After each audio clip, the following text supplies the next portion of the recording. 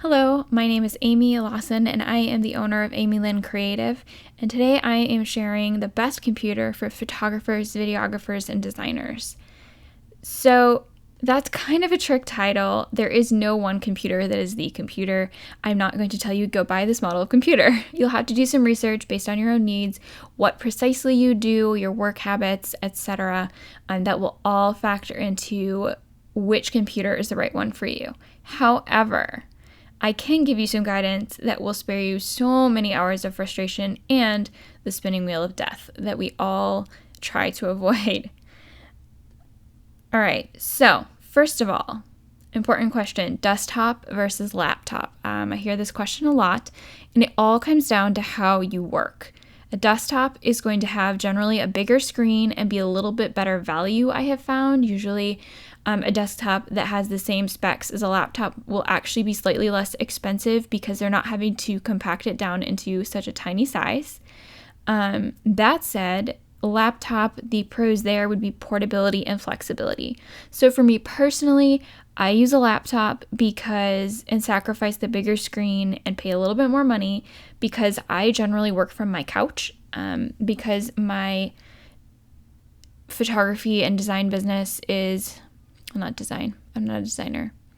I'm a photographer and a virtual assistant, and clearly I need to work on my elevator pitch. However, I use a laptop because that is my side hustle, and when I come home from the office, the last thing I want to do is sit at a desk. So for me personally, I use a laptop. I also like to be able to work when I'm traveling, if I'm traveling. So that is what I use. Some people have both, but I just have the laptop.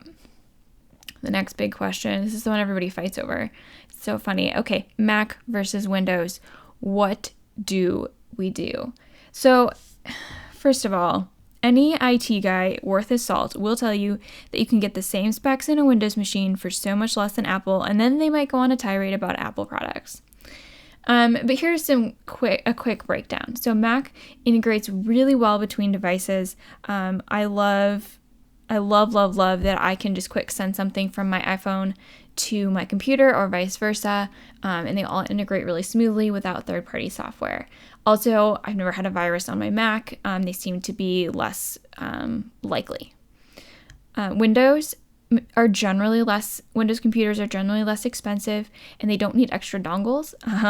With Apple products now, you need special adapters to plug a USB or HDMI in with any of their laptops. They have a special plug or port that isn't standard. But really, again, it's a super personal decision. A few questions to ask yourself when you're deciding between an Apple and a Windows machine. Is your budget over or under $2,000? Apple is usually going to be above that at the very least. Windows, you might be able to get something decent for under $2,000. Honestly, I recommend you spend at least $2,000, but you can get away with a little bit more with Windows. Do you have other Apple products, so iPhone, iPad, that you would or already do regularly transfer information back and forth to? For instance, I use the Notes app frequently to draft things, and I can draft it on my phone and it'll be on my computer when I get home. I also transfer photos over to my phone real quick with AirDrop, which is a Mac, like it's already built into Mac. It just goes straight to my phone to upload to Instagram or something like that. So, and then the other thing to consider is what have you used in the past primarily? And would switching, if you're trying to switch from one to the other, would it be unnecessarily burdensome for you to learn a new operating system? For some people, that might be a higher learning curve than for others. I use Windows at my work and Mac at home, and because I used both in high school and as a kid, it really isn't too bad for me switching back and forth, but I know that that's harder for others, so definitely something to consider. Another thing that I didn't put on the slide, but if you already have a Windows computer and you have hooked up external hard drives to your Windows computer, if you switch to Mac, I highly recommend backing those hard drives up on another hard drive before you plug them into your Mac. I have found that with a lot of hard drives, if you plug them into a Mac after they have been used on a Windows machine, or if they are already formatted for Microsoft, your Mac will not read them and you will not be able to access your files on your Mac. I don't know if that is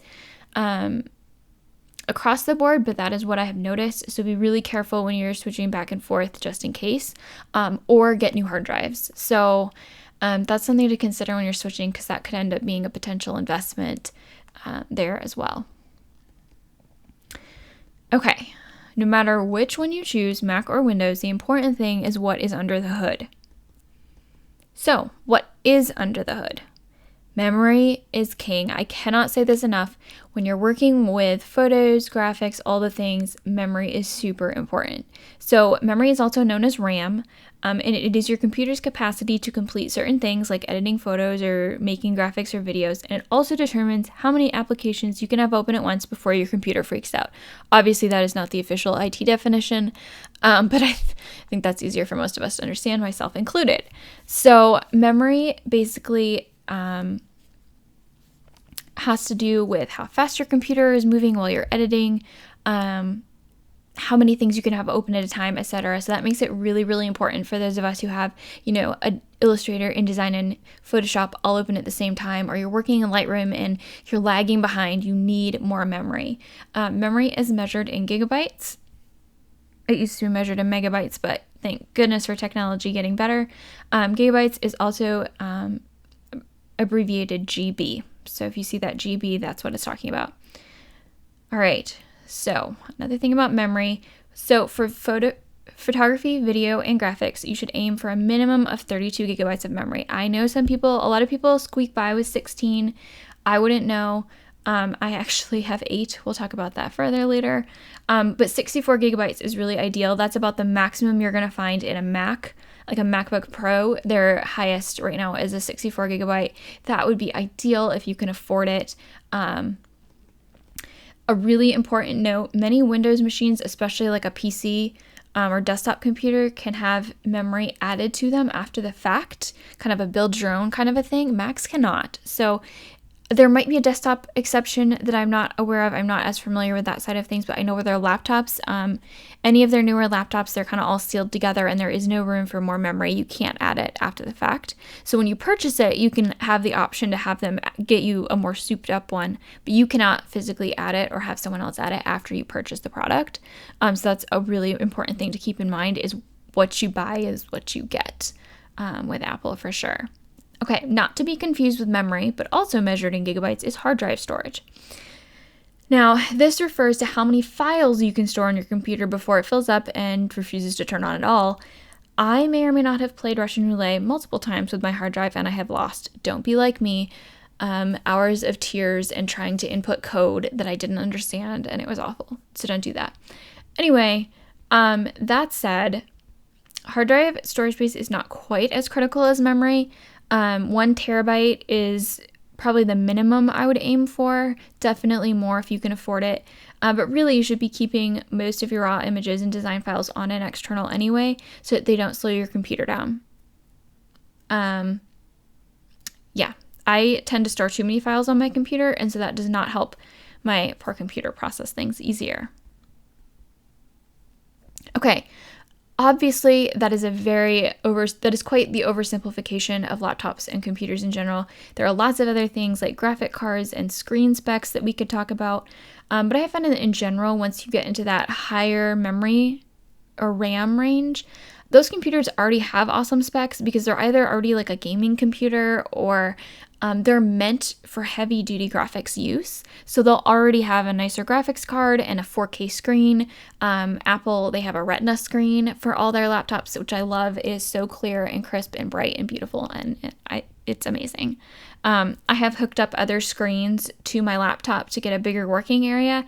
However, the resolution is so sad compared to the Retina screen that it's just depressing. And I really only do that if I'm working on my website or something like that. All right. Story time. I have an Apple MacBook, not a MacBook Pro, not a MacBook Air. This is a tiny little computer and its intended purpose is probably travel and school. Here are the specs. I'd like to point out it is a 12-inch screen. It has 8 gigabytes of memory. Cry with me. Okay, first of all, the screen is way too small. I highly recommend at least a 15-inch computer so that you're not squinting at your screen. Obviously, my memory situation is just plain awful. also not shown, but it has exactly one port for everything. So this means that I can either have my power cord plugged in or an external hard drive or microphone or whatever. That means that when I have those things plugged in, the battery is not charging. And when you have multiple things going on, obviously the battery is not going to last as long. So it's incredibly inefficient and incredibly annoying. I can't plug in 2 hard drives. There are adapters in theory. This is still free tidbit, but they do not work well. I have found that my hard drives will not connect when I try to plug 2 of them in, etc. They just don't work. So that was totally my fault. I did not do my research before I purchased my laptop. So the moral of my sad tale: do not cheap out. You will pay in tears and lost time with your loved ones, I promise you. Also, if you've purchased a Mac, make sure it is a MacBook Pro. So here's the thing. When I purchased this laptop, I was trying to be smart with my money and get the best deal. And so I got a MacBook because I knew that was the best thing. I had a MacBook Pro in college, and that thing is a beast. It still turns on, actually, 10 years later.